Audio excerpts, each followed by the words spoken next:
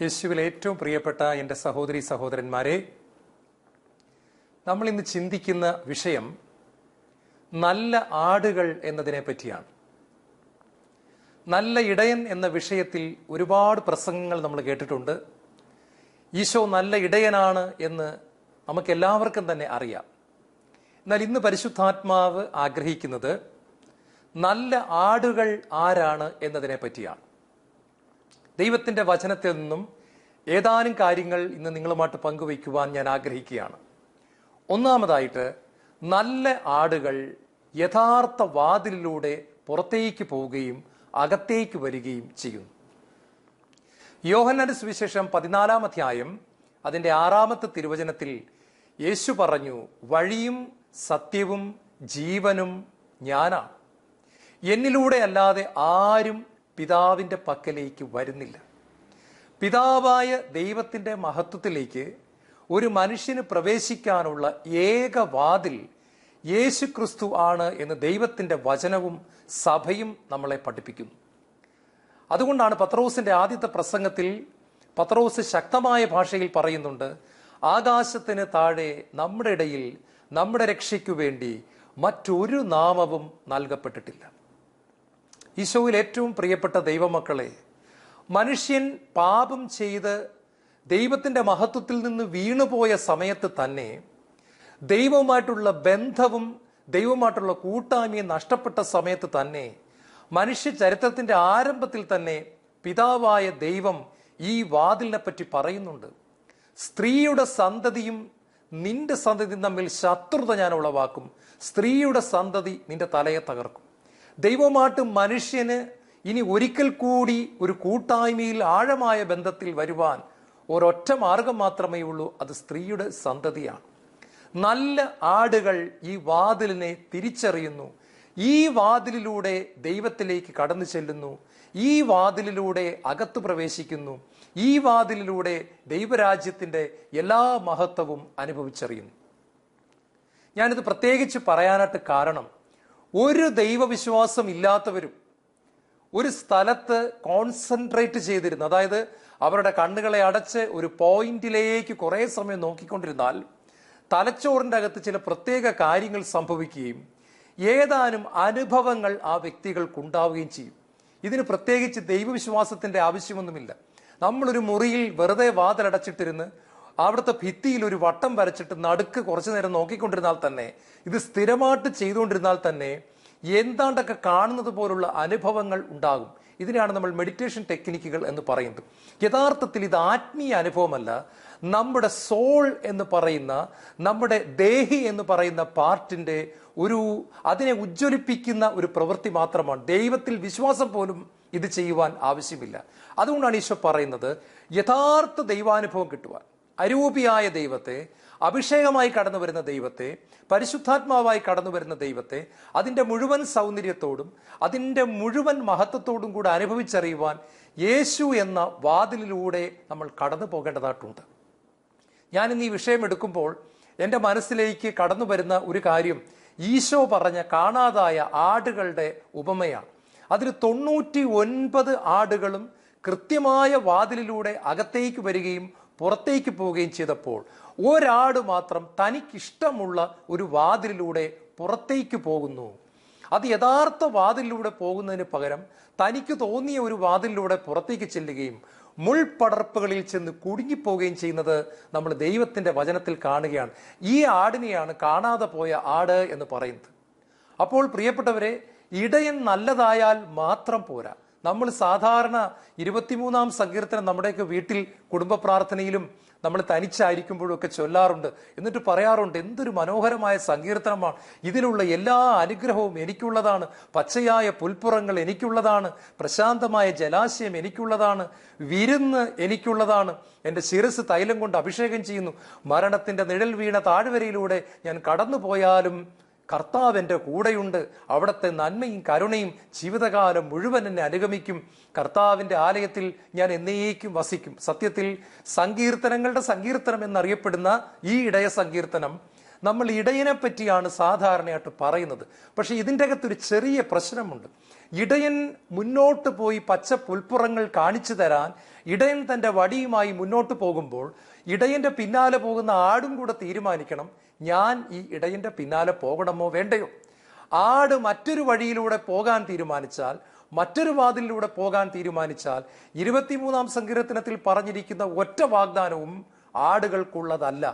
പച്ച പുൽപ്പുറവും പ്രശാന്തമായ ജലാശയവും അഭിഷേക തൈലവും വിരുന്നൊരുക്കുന്ന അനുഭവവും ഒരാടിനും ഉള്ളതല്ല. ഇടയൻ ഇതെല്ലാം നമുക്ക് തരാനായിട്ട് ആഗ്രഹിക്കുന്നെങ്കിലും അവിടെ വ്യക്തമായിട്ട് പറഞ്ഞിട്ടില്ലാത്തൊരു കാര്യമുണ്ട്. ഈ ആടുകൾ ഇടയന്റെ പിന്നാലെ പോകുന്ന നല്ല ആടുകളാണെങ്കിൽ മാത്രമേ, ശരിയായ വാതിലിലൂടെ പോകുന്ന ആടുകളാണെങ്കിൽ മാത്രമേ ശരിയായ ദൈവാനുഭവം കിട്ടത്തുള്ളൂ. ഞാനൊരിക്കൽ എന്നെ കാണാൻ വന്നൊരു ചെറുപ്പക്കാരന്റെ കാര്യം ഓർക്കുകയാണ്. യേശുവിനെ ദർശനത്തിൽ കാണണമെന്ന് ആഗ്രഹിച്ച് ഇവൻ തെറ്റായ ഒരു മാർഗത്തിലേക്ക് വരിക. ഞാൻ നേരത്തെ പറഞ്ഞതുപോലെ മെഡിറ്റേഷൻ ടെക്നിക്കിലേക്ക് വരികയാണ്. ഒരു പോയിന്റിലേക്ക് അവന്റെ ശ്രദ്ധ മുഴുവൻ കേന്ദ്രീകരിച്ചുകൊണ്ട് യേശുവിന്റെ രൂപം മനസ്സിൽ കണ്ടുകൊണ്ട് ഇവൻ മെഡിറ്റേഷൻ ടെക്നിക്കിലേക്ക് വരികയാണ്. മനസ്സ് മുഴുവൻ ഇങ്ങനെ ശ്രദ്ധിച്ച് യേശുവിനെ ദർശനത്തിൽ കാണണം എന്ന് പറഞ്ഞ് ഇവൻ ഇങ്ങനെ ശ്രദ്ധിച്ചിരിക്കുകയാണ്. ഒരു 3 മാസം ഇത് ചെയ്തു കഴിഞ്ഞപ്പോൾ യേശുവിനെ ദർശനത്തിൽ കാണാൻ തുടങ്ങി. പക്ഷെ ഒരു ചെറിയ പ്രശ്നമുണ്ട്. യേശു പിന്നെ ദർശനത്തിൽ നിന്ന് അങ്ങോട്ട് പോകുന്നില്ല. 24 മണിക്കൂറും യേശു മുമ്പിൽ നിൽക്കുകയാണ്.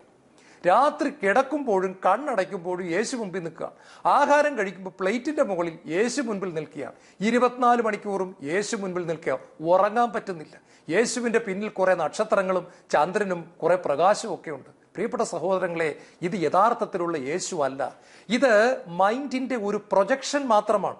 ഇങ്ങനെയുള്ള കാര്യങ്ങളിൽ അനേക വ്യക്തികൾക്ക് അറിവില്ലാത്തത് മൂലം ഒടുവിൽ ഇവർ മാനസിക രോഗികളായി തീരുകയും കരിസ്മാറ്റിക് നവീകരണ പ്രസ്ഥാനത്തിന് തന്നെ ചിലപ്പോഴെങ്കിലും ഒരുപാട് പഴി കേൾക്കേണ്ടതായിട്ട് വരുന്നുണ്ട്. അപ്പോൾ നമ്മൾ ശ്രദ്ധിക്കണം, തെറ്റായ മാർഗങ്ങളിലൂടെ ദർശനങ്ങൾ ഉണ്ടാക്കുവാൻ പോയാൽ അത് വിഷ്വൽ ഹാലൂസിനേഷൻ എന്നറിയപ്പെടുന്ന ഒരു മാനസിക രോഗത്തിലേക്ക് കടന്നു ചെല്ലുകയും ഒടുവിൽ നമ്മൾ ചികിത്സ എടുക്കേണ്ടതായിട്ട് വരും. ദർശനങ്ങൾ ആഗ്രഹിക്കുന്നതിൽ തെറ്റില്ല, പക്ഷെ അത് യേശുവാണ് തരേണ്ടത്. നാം ദൈവത്തെ ആരാധിച്ച് സ്നേഹിച്ചു പോകുമ്പോൾ എവിടെ വെച്ച് വേണമെങ്കിലും ഒരു ദർശനം തരാൻ ദൈവത്തിന് സാധിക്കും. പക്ഷെ നമ്മൾ ദർശനങ്ങളെ ഉണ്ടാക്കാൻ ശ്രമിച്ചാൽ ദൈവത്തിന്റെ വചനം പറയുന്നു അത് തെറ്റായ ഒരു വാതിലാണ്. അത് നമ്മളെ മുൾപടർപ്പിൽ കൊണ്ടുവന്ന് എത്തിക്കും. നാം തകർന്നു പോകും. എന്നെ കേട്ടുകൊണ്ടിരിക്കുന്നവർ ശ്രദ്ധിക്കണം. നമ്മൾ പലപ്പോഴും ധ്യാനങ്ങൾ കൂടുമ്പോൾ ധ്യാനഗുരുക്കന്മാർ പറയുന്നു, അതാ ഞാൻ യേശുവിനെ കാണുന്നു, അതാ ഞാൻ മാതാവിനെ കാണുന്നു. അവർക്ക് പരിശുദ്ധാത്മാവ് കൊടുക്കുന്നതാണ്. നമ്മളിത് കേട്ടിട്ട് ഇത് ഉണ്ടാക്കാൻ ശ്രമിച്ചാൽ നമ്മൾ മാനസിക രോഗികളായി പോകും. അതുകൊണ്ട് യേശു പറയുന്നു യഥാർത്ഥ വാതിലിലൂടെ കടന്നു വരാനായിട്ട് ശ്രദ്ധിക്കുക. രണ്ടാമതായി, നല്ല വാതിൽ നമ്മൾ ആദ്യം കേട്ടു. രണ്ടാമതായിട്ട്, നല്ല ആടുകളുടെ പ്രത്യേകത എന്ന് പറയുന്നത് അത് ഇടയന്റെ ശബ്ദം കേൾക്കുന്നു. യോഹന്നാന്റെ സുവിശേഷം 10-ാം അധ്യായത്തിന്റെ 3-ാമത്തെ വാക്യത്തിൽ ദൈവത്തിന്റെ വചനം ഇങ്ങനെയാണ് പറയുന്നത്, എന്റെ ആടുകൾ എന്റെ സ്വരം തിരിച്ചറിയുന്നു. ആടുകൾ ഇടയന്റെ ശബ്ദം കേൾക്കുന്നുണ്ട്. യേശുവിൽ ഏറ്റവും പ്രിയപ്പെട്ടവരെ, വർഷങ്ങൾക്ക് മുമ്പ് യെശയ്യാ പ്രവാചകന്റെ പുസ്തകം 30-ാം അധ്യായം അതിന്റെ 21-ാമത്തെ വാക്യത്തിൽ പറയുന്നുണ്ട്, നീ ഇടത്തോട്ടോ വലത്തോട്ടോ പോകുമ്പോൾ നിന്റെ കാതുകൾ പിന്നിൽ നിന്ന് ഒരു സ്വരം ശ്രവിക്കും, ഇതാണ് വഴി, ഇതിലേ പോവുക. പ്രിയപ്പെട്ടവരെ, ജീവിതത്തിന്റെ പ്രതിസന്ധി ഘട്ടങ്ങളിൽ മാത്രമല്ല, ജീവിതത്തിന്റെ ഓരോ നിമിഷങ്ങളിലും ഒരു പുതിയ നിയമ വിശ്വാസിയായ എനിക്കും നിങ്ങൾക്കും നമ്മൾ ശ്രദ്ധിക്കണം. നമ്മൾ പുതിയ നിയമത്തിൽ ഒരേ സമയം പുരോഹിതനും ഒരേ സമയം പ്രവാചകനും ഒരേ സമയം രാജാവുമാണ്. ഇത് ഒത്തിരി പേർക്ക് അറിയത്തില്ല. പുതിയ നിയമവും പഴയ നിയമവും തമ്മിലുള്ള വ്യത്യാസം എന്താണെന്നറിയാമോ? പഴയ നിയമത്തിന്റെ കീഴിൽ എന്നെയും നിങ്ങളെയും പോലത്തെ ഒരു വിശ്വാസിക്ക്, ഒരു സാധാരണ മനുഷ്യന് ദൈവത്തിന്റെ അടുത്തോട്ട് ഒരിക്കൽ പോലും നേരിട്ട് ചെല്ലാൻ പറ്റുകയില്ല. ഒന്നുകിൽ ഒരു പുരോഹിതൻ വേണം, അല്ലെങ്കിൽ ഒരു പ്രവാചകൻ വേണം, അല്ലെങ്കിൽ ഒരു രാജാവ് വേണം, അഭിഷേകം കിട്ടിയ ഒരു രാജാവ് വേണം. അപ്പൊ ദൈവത്തിന്റെ മനസ്സിൽ വലിയ ഒരു വേദനയായിരുന്നു. അതുകൊണ്ടാണ് ജോയൽ പ്രവാചകന്റെ പുസ്തകത്തിൽ ദൈവം തന്റെ മനസ്സ് തുറന്നു വയ്ക്കുകയാണ്, എല്ലാ മനുഷ്യരുടെ മേലും ഞാൻ എൻ്റെ ആത്മാവിനെ വർഷിക്കും. അപ്പൊ പഴയ നിയമത്തിൽ പുരോഹിതന്മാർക്ക് മാത്രം അഭിഷേകം, പ്രവാചകന്മാർക്ക് മാത്രം അഭിഷേകം, ദാവീദിനെ പോലത്തെ രാജാക്കന്മാർക്ക് മാത്രം അഭിഷേകം, അൽമായർക്ക് ഒന്നുമില്ല. എന്നാൽ പുതിയ നിയമത്തിൽ യേശുവിന്റെ മനസ്സ് ദൈവം പഴയ നിയമത്തിലേ കാണിച്ചു തരുന്നുണ്ട്. അവസാന നാളുകളിൽ എന്ന് പറഞ്ഞാൽ യേശുവിന്റെ കുരിശുമരണത്തിനും ഉയർപ്പിനും ശേഷം പെന്തക്കോസ്ത തിരുനാളോടുകൂടി സ്വർഗത്തിൽ നിന്നും ആത്മാവ് അഗ്നി പോലെ എഴുന്നള്ളി വരുമ്പോൾ എന്നെയും നിങ്ങളെയും പോലുള്ള കുടുംബജീവിതം നയിക്കുന്നവർക്കും ജോലി ചെയ്യുന്നവർക്കും കൂലിപ്പണി എടുക്കുന്നവർക്കും ഏത് ജോലി ചെയ്യുന്നവർക്കും വിദ്യാഭ്യാസം ഇല്ലാത്തവർക്കും ഉള്ളവർക്കും പാവപ്പെട്ടവനും പണക്കാരനും ഏത് രാജ്യക്കാരനും സ്ത്രീകൾക്കും പുരുഷന്മാർക്കും കുട്ടികൾക്കും വല്യപ്പച്ചന്മാർക്കും എല്ലാവർക്കും ദൈവം പരിശുദ്ധാത്മാവിനെ നൽകുന്നു. അത് തന്റെ സ്വപ്നമാണെന്ന് ദൈവം പറയുന്നു. എന്തിനാണെന്നറിയാമോ? 24 മണിക്കൂറും ദൈവത്തിന്റെ മനസ്സ് നമുക്കറിയാൻ പറ്റും. നമ്മൾ ശരിക്കും അഭിഷേകത്തിലാണെങ്കിൽ നമ്മൾ ഇടത്തോട്ടോ വലത്തോട്ടോ തിരിയുമ്പോൾ നമ്മൾ ദൈവത്തിന്റെ മനസ്സ് അറിയുക തന്നെ ചെയ്യും. നമുക്കകത്ത് ഉള്ളിൽ കൃത്യമായിട്ട് ആത്മാവിൽ മനസ്സിലാകും നമ്മൾ ഈ ചെയ്ത കാര്യം ദൈവത്തിന് ഇഷ്ടപ്പെട്ടിട്ടില്ല.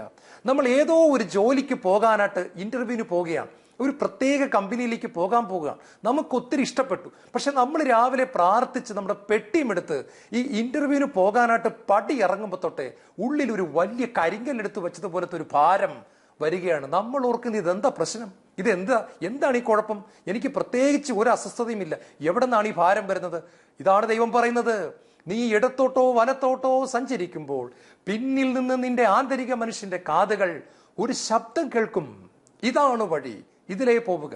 ബെനഡിക്ട് 16 മാർപ്പാപ്പ തന്റെ മാർപ്പാപ്പ സ്ഥാനം രാജിവെച്ചുകൊണ്ട് വിശ്രമ ജീവിതത്തിലേക്കും പുസ്തകം എഴുതുന്ന ശുശ്രൂഷയിലേക്കും മടങ്ങിയപ്പോൾ പത്രക്കാര് അദ്ദേഹത്തെ ഇന്റർവ്യൂ ചെയ്തുകൊണ്ട് ചോദിച്ചു, പരിശുദ്ധ പിതാവ് എന്തുകൊണ്ടാണ് മാർപ്പാപ്പ സ്ഥാനം രാജിവെച്ചത്?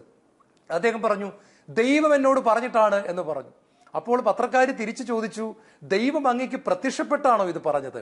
അപ്പോൾ ബെനഡിക്ട് മാർപ്പാപ്പ ഉത്തരം കൊടുത്തതാണ്, ഞാൻ ദൈവത്തിന്റെ ദർശനം കണ്ടില്ല, എന്നാൽ പ്രഭാതത്തിൽ ഞാൻ പ്രാർത്ഥിച്ചു കൊണ്ടിരിക്കുന്ന വേളയിൽ എൻ്റെ ആത്മാവിന്റെ ഉള്ളിൽ ഞാൻ ദൈവത്തിന്റെ കൃത്യമായ സ്വരം കേൾക്കുകയാണ്, നിന്റെ ശുശ്രൂഷ അവസാനിപ്പിക്കാനുള്ള സമയമായി, അടുത്ത ആൾക്ക് നീ വഴിമാറിക്കൊടുക്കുക, നീ വിശ്രമ ശുശ്രൂഷയിലേക്ക് പോവുക, പുസ്തകങ്ങൾ എഴുതുന്ന ശുശ്രൂഷയിൽ വ്യാപരിക്കുക, നീ മാറുക.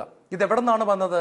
ഇതാണ് ആത്മീയ മനുഷ്യൻ ദൈവത്തിന്റെ സ്വരം തിരിച്ചറിയുന്നു, ദൈവത്തിന്റെ ബോധ്യങ്ങൾ തിരിച്ചറിയുന്നു. എനിക്കറിയാവുന്ന ഒരു സാധാരണ നേഴ്സ് പെൺകുട്ടിയുണ്ട്. ജനറൽ നഴ്സിംഗ് പാസ്സായ ഒരു പെൺകുട്ടിയാണ്. എന്നാൽ ഒരുപാട് പ്രാർത്ഥിക്കുന്ന പെൺകുട്ടിയാണ്, വിദേശത്താണ്. അവൾ നഴ്സിംഗ് സ്കൂളിൽ വെച്ചൊരു കരിസ്മാറ്റിക് ധ്യാനത്തിലൂടെ യേശുക്രിസ്തുവിനെ അറിഞ്ഞു. വിശുദ്ധ ജീവിതത്തിനായിട്ട് അവൾ ഒരുപാട് കൊതിച്ചു.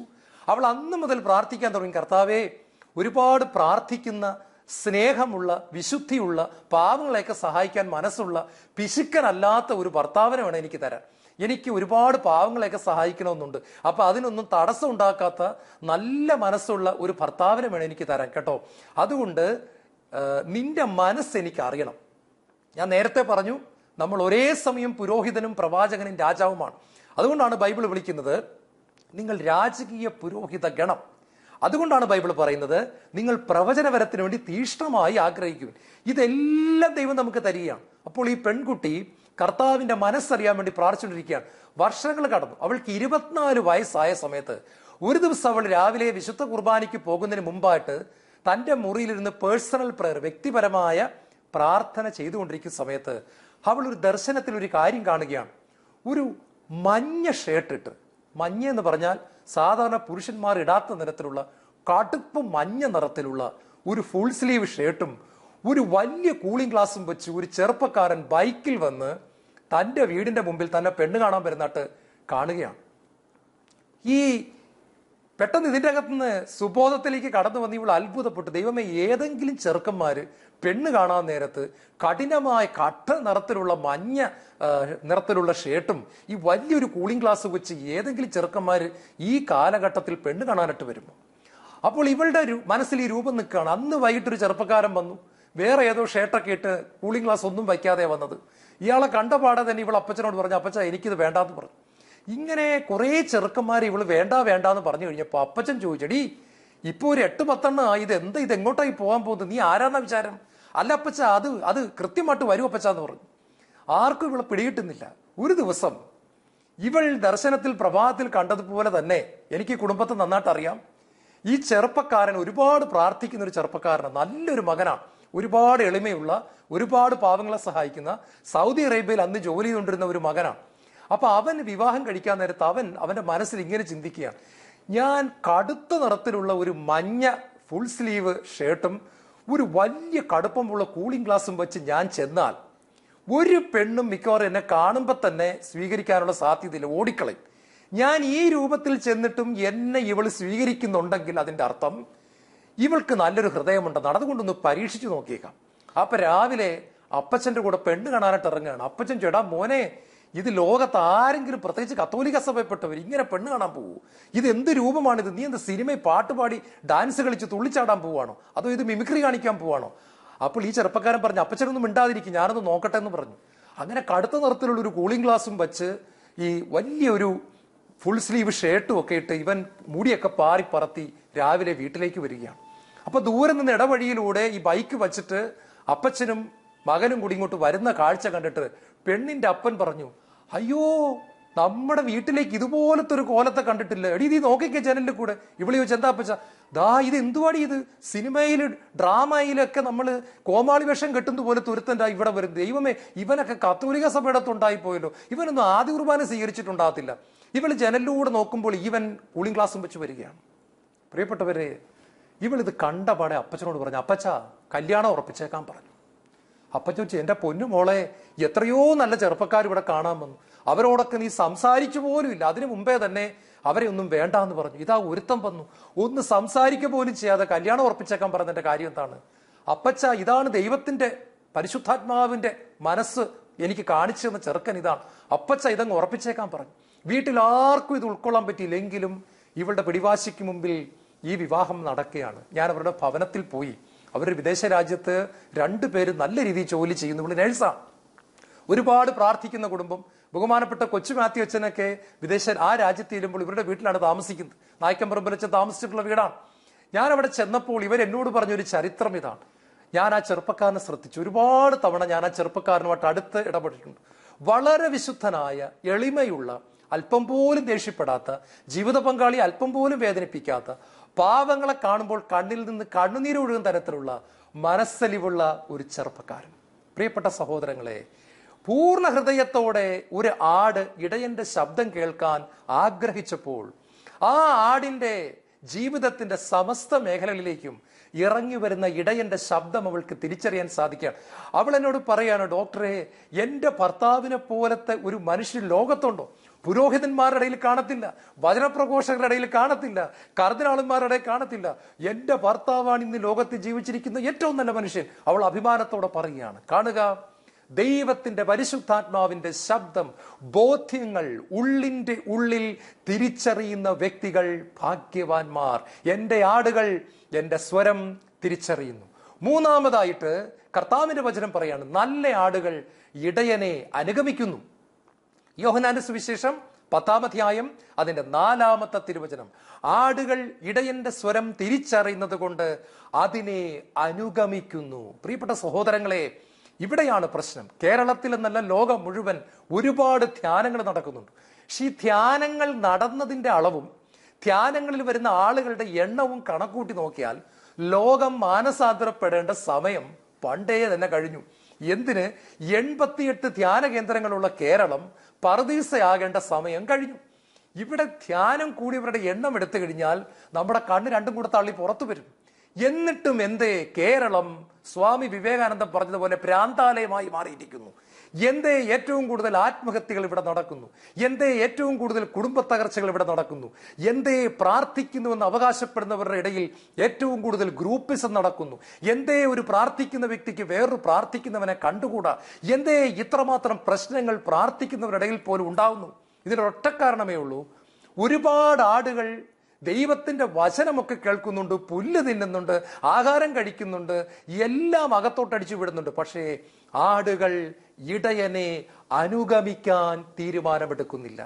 എന്ന് പറഞ്ഞാൽ പ്രിയപ്പെട്ടവരെ, ഇന്നലെ വരെ ഈ ആട് വന്ന വഴിയിൽ നിന്നും മാറി നടക്കാൻ ഇടയൻ പ്രേരിപ്പിക്കുന്ന സമയത്ത് ഞാൻ എൻ്റെ ഇടയന്റെ പിന്നാലെ പോകുന്നു എന്ന് പറയാൻ തീരുമാനമെടുക്കാൻ നമ്മളെ കൊണ്ട് സാധിക്കുന്നില്ല. ഈ അടുത്ത നാളിൽ മരിച്ചുപോയ യേശുവിന്റെ പക്കലേക്ക് പോയ സിസ്റ്റർ നിർമ്മല ജോഷിയെ പറ്റി നമ്മൾ പത്രങ്ങളിലെല്ലാം വായിച്ചു. മദർ തെരേസയുടെ പിൻഗാമിയായിട്ട് മദർ തെരഞ്ഞെടുത്ത ബ്രാഹ്മണ കുടുംബത്തിൽപ്പെട്ട ഒരു മകളാണ് ഈ നിർമ്മല ജോഷി. പ്രിയപ്പെട്ടവരെ, ഈ നിർമ്മല എന്ന് പറയുന്ന പെൺകുട്ടി സ്കൂളിൽ പഠിക്കുന്ന സമയത്ത് തന്നെ യേശുവിനെ കുറിച്ച് ചെറുതായിട്ടൊക്കെ കേട്ടു. എന്നാൽ ഒരു ദിവസം തൻ്റെ ആരാധനാലയത്തിൽ പോയിട്ട് തൻ്റെ ഭവനത്തിലേക്ക് മടങ്ങുന്ന വഴി കണ്ണിൽ ഒരു കരട് വീണു. ഈ കരട് എടുത്തു കളയാൻ ഒരു മരത്തിന്റെ തണലിലേക്ക് നിന്ന നിർമ്മല എന്ന ബ്രാഹ്മണ പെൺകുട്ടി കണ്ണടച്ച സമയത്ത് ക്രൂശിൽ കിടന്ന് പിടയുന്ന യേശുവിനെ ദർശനത്തിൽ കാണുകയാണ്. രക്തമൊഴുകിക്കൊണ്ട് ഏലി ഏലി ലാമാ സബക്താനി എന്ന് വാവിട്ട് നിലവിളിക്കുന്ന മുൾമുടി അണിഞ്ഞ മനുഷ്യവർഗത്തിന്റെ പാപങ്ങൾ ഏറ്റെടുക്കുന്ന യേശുവിനെ ഒരു 2 സെക്കൻഡ് നേരത്തേക്ക് ദർശനത്തിൽ കാണുകയാണ്. ഈ ഒരു പള്ളിയിൽ വെച്ചല്ല, ഒരു ധ്യാനത്തിൽ വെച്ചല്ല, ഒരു മരത്തിന്റെ ചുവട്ടിൽ വെച്ചാണ്. സത്യത്തിൽ അതങ്ങ് തട്ടിക്കളഞ്ഞുകൊണ്ട് പോകാവുന്ന കാര്യമുള്ളൂ. ഒരു സ്വപ്നമോ ഒരു ദർശനമോ ഇത്ര ഗൗരവമായിട്ടെടുക്കണ്ട. പക്ഷേ നിർമ്മല എന്ന പെൺകുട്ടി തീരുമാനമെടുക്കുകയാണ്, ഞാൻ ഈ രക്ഷകന്റെ പിന്നാലെ പോകും, ഞാൻ എൻ്റെ ഇടയനെ അനുഗമിക്കും, അതിന് എന്ത് വില കൊടുക്കേണ്ടി വന്നാലും, മരണം വരെ ഞാൻ എടുക്കേണ്ടി വന്നാലും ഞാൻ പോകും. വീട്ടിൽ ചെന്ന് അപ്പച്ചനോട് പറഞ്ഞപ്പോൾ തന്നെ പിതാവ് പറഞ്ഞു, അങ്ങനെ ഒരു മകൾ എനിക്കില്ല എന്ന് ഞാൻ തീരുമാനമെടുക്കും. നീ അങ്ങനെ പോയാൽ ഞാൻ നിന്നെ പടിയടച്ച് പിണ്ടം വയ്ക്കും, നീ എനിക്ക് മരിച്ചതിന് തുല്യമാണ്. പക്ഷെ പ്രിയപ്പെട്ട സഹോദരങ്ങളെ, നിർമ്മല എന്ന് പറയുന്ന ഈ പെൺകുട്ടി തീരുമാനമെടുക്കുകയാണ്, ഞാൻ ഈ ഇടയന്റെ പിന്നാലെ പോവുക തന്നെ ചെയ്യും. അവളുടെ അപ്പൻ അവളെ പടിയടച്ച് പിണ്ടം വെച്ചു. നേരെ ചെല്ലുന്നത് മദർ തെരേസയുടെ അടുത്തേക്കാണ്. അമ്മയെ ചെന്ന് കെട്ടിപ്പിടിച്ചിട്ട് പറഞ്ഞു, അമ്മേ എനിക്കാരുമില്ല, എൻ്റെ അപ്പനും അമ്മയും സഹോദരങ്ങളെല്ലാം എന്നെ പടിയടച്ച് പിണ്ടം വെച്ചു. മദർ തെരേസ അവളെ ഇരുകൈ നീട്ടി സ്വീകരിക്കുകയാണ്. പ്രിയപ്പെട്ട സഹോദരങ്ങളെ, പിന്നീടെല്ലാം ചരിത്രമാണ്. വാഴ്ത്തപ്പെട്ട മദർ തെരേസയുടെ പിൻഗാമിയായിട്ട് മദർ മറ്റൊരാളെ പറ്റി ചിന്തിക്കുന്നു പോലുമില്ല. പരിശുദ്ധാത്മ അഭിഷേകത്തിന്റെ വിശുദ്ധിയുടെയും സ്നേഹത്തിന്റെയും എളിമയുടെയും ഉന്നതമായ തലത്തിലേക്ക് പോയി. നമ്മുടെ രാജ്യം പോലും ഉന്നതമായ പദവി നൽകി ആദരിക്കും തരത്തിൽ ദൈവത്തിന്റെ ആത്മാവ് ഈ മകളിൽ പ്രവർത്തിക്കും നമ്മൾ കാണുകയാണ്. എന്താണ് കാരണമെന്നറിയാമോ? ഇടയന്റെ പിന്നാലെ പോകുവാനെടുക്കുന്ന തീരുമാനമാണ്. സക്കേവൂസ് യേശുവിന്റെ വചനം കേട്ട് കഴിഞ്ഞപ്പോൾ ഇടയന്റെ പിന്നാലെ പോകാൻ തീരുമാനമെടുക്കുകയാണ്. അങ്ങനെ ഒരു തീരുമാനമെടുത്തപ്പോൾ ലോകത്തിന്റെ ദൃഷ്ടിയിലുള്ള ചില നഷ്ടങ്ങളൊക്കെ ഉണ്ട്. അതായത്, ഇന്നലെ വരെ ഞാൻ പോയ വഞ്ചനയുടെയും വെട്ടിപ്പിന്റെയും തട്ടിപ്പിന്റെയും വഴികൾ ഞാൻ ഉപേക്ഷിക്കുന്നു, വഞ്ചിച്ചെടുത്ത് ഞാൻ തിരികെ കൊടുക്കുന്നു, സത്യസന്ധതയുടെ മാർഗത്തിലൂടെ ഞാൻ കടന്നു വരുന്നു, എനിക്ക് ഇടയന്റെ പിന്നാലെ പോകണം. പ്രിയപ്പെട്ടവരെ, കുരിശിലെ കള്ളൻ അവനും തീരുമാനമെടുക്കുകയാണ്. നിങ്ങൾ ഓർക്കണം, അഗസ്തീനോസ് തീരുമാനമെടുക്കുകയാണ്, വ്യഭിചാരത്തിന്റെ വഴി വിട്ട് വിശുദ്ധിയുടെ വഴിയിലേക്ക് ഞാൻ പോകും. ഈ ഒരു തീരുമാനമെടുക്കാതെ നമ്മൾ കൈയടിച്ചും പാട്ടുപാടിയും പ്രൈസലോടും ഹല്ലേലൂയായും ഒക്കെ പറഞ്ഞു, എന്തൊരു പാട്ടായിരുന്നു, എന്തൊരു പ്രസംഗമായിരുന്നു, എന്തൊരു അഭിഷേകമായിരുന്നൊക്കെ പറഞ്ഞിട്ട് മാത്രം പലപ്പോഴും നമ്മൾ ധ്യാനം കഴിഞ്ഞ് പോവുകയാണ്. എന്തൊരു പ്രസംഗമായിരുന്നറിയാവോ, എന്താ പാട്ട് കേൾക്കേണ്ടതായിരുന്നു, അവിടുത്തെ ആരാധന ഉണ്ടല്ലോ, ഇതൊക്കെ പറഞ്ഞിട്ട് നമ്മൾ ധ്യാനവും കഴിഞ്ഞ് പോവുകയാണ്. നമ്മൾ ഇടയന്റെ പിന്നാലെ പോകാൻ പലപ്പോഴും തീരുമാനമെടുക്കുന്നില്ല. അടുത്തതായിട്ട് ദൈവത്തിന്റെ വചനം പറയാണ്, നല്ല ആടുകൾ ഇടയനെ അറിയുന്നു. യോഹന്നാന്റെ സുവിശേഷം 17-ാം അധ്യായം അതിന്റെ 3-ാമത്തെ തിരുവചനം, ഏകസത്യ ദൈവമായ അവിടത്തെയും അവിടെ നയിച്ച യേശു ക്രിസ്തുവിനെയും അറിയുക എന്നതാണ് നിത്യജീവൻ. To know him and his only begotten son Jesus Christ, eternal life. പ്രിയപ്പെട്ടവരെ, യേശുവിനെ അറിയുക എന്ന് പറഞ്ഞാൽ ഇവിടെ പറഞ്ഞിരിക്കുന്നത് ഹൃദയം കൊണ്ട് ആഴമായിട്ട് അനുഭവിച്ചറിഞ്ഞ വ്യക്തികളെയാണ്. ഞാൻ ചില പാവപ്പെട്ട മനുഷ്യരെ കണ്ടിട്ടുണ്ട്, 4-ാം ക്ലാസ് വരെയൊക്കെ ഉള്ളൂ, ശരിക്കും ബൈബിൾ തെറ്റാതെ വായിക്കാനൊന്നും അറിയത്തില്ല, റബ്ബർ വെട്ടുന്ന ചില ചേട്ടന്മാരാണ്, വളരെ പാവപ്പെട്ട മനുഷ്യരാണ്, കുടുംബം കഷ്ടിച്ചിങ്ങനെ കൊണ്ടുപോകുന്ന മനുഷ്യരാണ്, വീട്ടിൽ ചിലപ്പോഴൊക്കെ പട്ടിണിയുണ്ട്. പക്ഷെ അവരുടെ അടുത്തിരുന്നിട്ട് നമ്മളൊന്ന് സംസാരിക്കുന്ന സമയത്ത് അവർ ഈശോ എന്നൊന്ന് പറഞ്ഞാൽ മതി, നമ്മുടെ പുറത്തേക്ക് പരിശുദ്ധാത്മാവിന്റെ അഭിഷേകം ഉണ്ടാകുകയാണ്. 2000 വർഷങ്ങൾക്ക് മുമ്പ് പത്രോസ് പ്രസംഗിച്ചപ്പോൾ കേട്ടുകൊണ്ടിരുന്ന മനുഷ്യരുടെ മേൽ പരിശുദ്ധാത്മാവ് വന്നു എന്ന് പറയുന്നുണ്ട്. ഇതേ അനുഭവമാണ് ഈ ചില പാവപ്പെട്ട മനുഷ്യർ, ഡോക്ടർക്കറിയാവോ, ഞങ്ങൾക്ക് ഈശോ ആരാന്നറിയാമോ എന്ന് ഇത്രയും പറയുന്നതിനകം കേട്ടുകൊണ്ടിരിക്കുന്ന നമ്മുടെ മേൽ പരിശുദ്ധാത്മ അഭിഷേകം ഉണ്ടാകുന്നു. നമ്മുടെ പുറത്ത് ദൈവത്തിന്റെ ആത്മാവ് കടന്നു വരുന്നു. എന്താ കാര്യമെന്നറിയാമോ? ഈ വിദ്യാഭ്യാസം ഇല്ലാത്ത പാവപ്പെട്ടവരായ മനുഷ്യർക്ക് യേശുവിനെ അറിയാം. ചിലരൊക്കെ എന്നോട് സംസാരിക്കുമ്പോൾ പറയാറുണ്ട്, ബ്രദറെ ഒന്ന് സ്വർഗത്ത് പോയാൽ മതി കേട്ടോ. ഞാൻ ചോദിക്കും, എന്താ കാര്യം? അവിടെ സ്വർണം കൊണ്ടാണ് റോഡുകളൊക്കെ ഉണ്ടാക്കിയിരിക്കുന്നത്, പിന്നെ നല്ല ഭക്ഷണം കിട്ടുമെന്നൊക്കെ പറയുന്നുണ്ട്, പിന്നെ വലിയ കൊട്ടാരം ഉണ്ടെന്നൊക്കെയാണ് പറയുന്നത്, പൂന്തോട്ടവും കിളികളും, ഈ ഭൂമി ഇത്രയും സുന്ദരമാണ്, പിന്നെ സ്വർഗം ഇത്രയും എന്തായിരിക്കും? അപ്പൊ ഞാൻ തിരിച്ചവരോടൊരു ചോദ്യം ചോദിക്കും, അപ്പോൾ സ്വർഗം ഒരു ഓലക്കുടിലും അവിടെ എന്നും പഴങ്കഞ്ഞിയുമാണെങ്കിൽ നിങ്ങൾക്ക് സ്വർഗത്ത് പോകണ്ടേ? സ്വർഗം ഒരു ഓലക്കുടിലും അവിടെ എന്നും പഴങ്കഞ്ഞിയും അച്ചാറും ആണെങ്കിൽ നിങ്ങൾക്ക് സ്വർഗത്ത് പോകണ്ടേ? പ്രിയപ്പെട്ടവരെ, നമ്മൾ ശ്രദ്ധിക്കണം. ഇന്ന് നമുക്ക് സ്വർഗമെന്ന് നമ്മൾ പറയുമ്പോൾ നമ്മൾ അവിടെ ഉള്ള കാര്യങ്ങളാണോ പ്രധാനപ്പെട്ടത്, യേശുവാണോ? ഞാൻ അവരോട് പറയാറുണ്ട്, സ്വർണവും വെള്ളിയും ഒന്നും എനിക്ക് വേണ്ട. കാരണം ഇവിടെ വെച്ച് തന്നെ യേശുവിനെ നമ്മൾ അറിയും തോറും ഇതിനോടുള്ള ആകർഷണമൊക്കെ പോയിക്കൊണ്ടിരിക്കുക. പിന്നെ സ്വർഗത്തിൽ നിന്നിട്ട് സ്വർണത്തിന്റെ പിന്നാലെ ആരാ പോകുന്നത്? നമുക്ക് സ്വർഗത്ത് കൊട്ടാരവും കിളികളും നല്ല ഭക്ഷണവും ഈ സ്വർണവും വെള്ളിയും ഇതൊന്നുമല്ല. നമ്മുടെ ആകർഷണം യേശു ക്രിസ്തുവാണ്. Jesus is our everything. യേശുവാണ് നമുക്കെല്ലാം. അല്ലാതെ അവിടെയുള്ള റോഡുകളും കൊട്ടാരങ്ങളും അവിടെ നമുക്ക് തരാൻ പോകുന്ന കിരീടമൊന്നുമല്ല. ആർക്ക് വേണം ഈ കിരീടം? കിരീടം നമുക്ക് ആർക്കും വേണ്ട. വെളിപാട് പുസ്തകത്തിൽ നമ്മൾ കാണുന്നുണ്ട്, ശ്രേഷ്ഠന്മാർ തങ്ങൾക്ക് കിട്ടിയ കിരീടം യേശുവിന്റെ കാൽപാദത്തിങ്കിൽ വെച്ചുകൊണ്ട് പറഞ്ഞു, ഇതവിടെ ഇരുന്നോട്ടെന്ന് പറഞ്ഞു. ഞങ്ങൾക്കിത് വേണ്ട എന്നേ, ഞങ്ങൾക്ക് വേണ്ടത് അങ്ങയെയാണ്. എന്നിട്ട് ആ ശ്രേഷ്ഠന്മാർ കുഞ്ഞാടിനെ ആരാധിച്ചു. ബഹുമാനവും സ്തുതിയും ആരാധനയും ആധിപത്യവും അങ്ങേക്കുള്ളതാണ്. അവർ മറ്റെല്ലാം മറന്നിട്ട് സ്വർഗത്തിലെ ഒരു സൗന്ദര്യം അവർ നോക്കുന്നില്ല. അവർ നോക്കുന്നത് യേശു ക്രിസ്തുവിനെ മാത്രമാണ്. ഞാൻ ഒരുപാട് പേരോട്ട് സംസാരിക്കുമ്പോൾ അത്ഭുതം തോന്നാറുണ്ട്. ദൈവമേ, സ്വർഗത്തെങ്ങാനും ചെന്നിട്ട് ഇവർക്കൊരു ഓലക്കുടിലും എന്തെങ്കിലും ചമ്മന്തി റൊട്ടിയൊക്കെയാണ് കിട്ടുന്നെങ്കിൽ ഇവർ അവിടെ വെച്ച് പറയും, എനിക്ക് സ്വർഗം വേണ്ട, നരകത്തോട്ട് പൊക്കോളാം. യേശുവിൽ ഏറ്റവും പ്രിയപ്പെട്ട ദൈവമക്കളെ, നമ്മളെ ആകർഷിക്കേണ്ടത് അവിടെ കിട്ടാൻ പോകുന്ന കാര്യങ്ങളല്ല. നമ്മുടെ മനസ്സിപ്പോഴും കറക്റ്റായിട്ട് യേശുവിൽ ആയിട്ടില്ല എന്നുള്ളതാണ് എൻ്റെ അർത്ഥം. നമ്മൾ യേശുവിനെ അറിഞ്ഞു കഴിഞ്ഞാൽ ഇങ്ങനെയുള്ള കാര്യങ്ങളിൽ പോലും, എന്തിന് സ്വർഗത്തിന്റെ സൗന്ദര്യം പോലും നമുക്കൊരു വിഷയമല്ല. നമ്മൾ സ്വർഗത്തിൽ എന്നാൽ ആദ്യം ചോദിക്കുന്നത് എവിടെ, എൻ്റെ യേശു എവിടെ എന്നായിരിക്കും. ഇംഗ്ലീഷിലൊരു പാട്ട് ഞാൻ കേട്ടിട്ടുണ്ട്, എനിക്ക് അബ്രഹാമിനെ കാണണ്ട, ഇസഹാക്കിനെ കാണണ്ട, യാക്കോബിനെ കാണണ്ട, ഏലിയായെ കാണണ്ട, ഞാൻ സ്വർഗത്ത് ചെന്നിട്ടൊരു ചോദ്യം ചോദിക്കും, വേർ ഈസ് മൈ സേവിയർ? എൻ്റെ രക്ഷകൻ എവിടെ? എൻ്റെ കർത്താവ് എവിടെ? I want to see Jesus. എനിക്ക് യേശുവിനെയാ കാണേണ്ടത്. മുറിവേറ്റ എൻ്റെ കർത്താവിനെ എനിക്ക് കാണേണ്ടത്. ഇതാണ് എൻ്റെ ആടുകൾ എന്നെ അറിയുന്നു. ആത്മബന്ധത്തിലേക്ക്, സ്നേഹബന്ധത്തിലേക്ക് കടന്നു വരാൻ കർത്താവ് നമ്മളെ ഓരോരുത്തരെയും വിളിക്കുകയാണ്. നമുക്ക് പ്രാർത്ഥിക്കാം. ഈശോയെ, അങ്ങ് നല്ല ഇടയനാണെന്ന് ഞാൻ അറിയുന്നു. എന്നെ നല്ല ഒരു ആടാക്കി മാറ്റണമേ. എൻ്റെ ജഡികമായ ഹൃദയം എടുത്തു മാറ്റി മാംസല ഹൃദയം തരണമേ. ഇന്ന് വചനത്തിൽ കേട്ടതുപോലെ അങ്ങയെ സന്തോഷിപ്പിക്കുന്ന, അനുസരിക്കുന്ന, അങ്ങയുടെ വഴിയിലൂടെ വരുന്ന ഒരാടായി മാറുവാൻ എനിക്ക് കൃപ തരണമേ. യേശുവേ സ്തോത്രം, യേശുവേ നന്ദി, യേശുവേ ആരാധന.